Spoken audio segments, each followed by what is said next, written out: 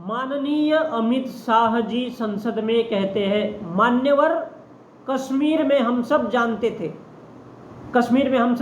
थे कि पड़ोसी देश से आए दिन आतंकवादी घुसते थे, बम धमाके करते थे।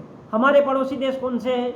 श्रीलंका है, पाकिस्तान है, बांग्लादेश है पूर्व में, क्योंकि उसके पहले तो पूर्व ईस्ट इंडिया है, पूर्व भारत है, नागालैंड, मणिलैंड, ऐसे देश है।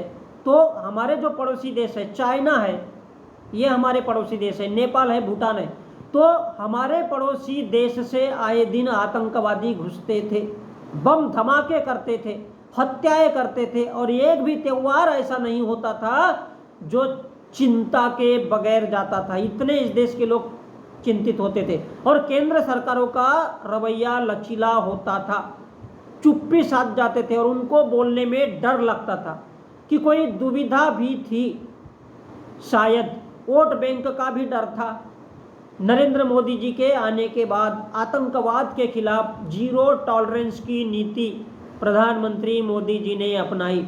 हमारे आने के बाद भी हमले हुए, फॉर एग्जाम्पल उरी हुआ, पुलवामा हुआ, पहलगाम हुआ।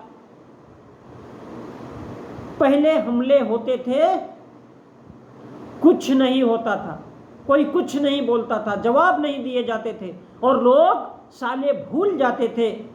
दिल्ली के अखबारों में कोने में कहीं छपता था, आज 7 लोग शहीद हो गए, 7 लोग मारे गए, बम धमाका हुआ, मगर कोई संवेदना तक समाप्त हो जाए, वहां तक चीजें रिंग रिंग रिंग रिंग रिंगा।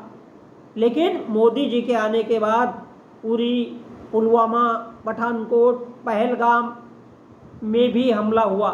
10 दिन में ही पाकिस्तान में घर में घुस करके सर्जिकल स्ट्राइक करवा करके मोदी जी ने जवाब दिया, बदला ले लिया। पूरी दुनिया में 2 ही देश थे जो अपनी सेना की सुरक्षा के लिए हमेशा सम्मान में तत्पर थे, इजराइल और अमेरिका। और आज दुनिया में भारत का नाम भी इनके साथ जुड़ गया। तो हमारे पड़ोसी देश जो थे वो बम धमाके करते थे, घुसते थे इस देश में, हत्याएं करते थे, एक भी त्योहार नहीं बचता था।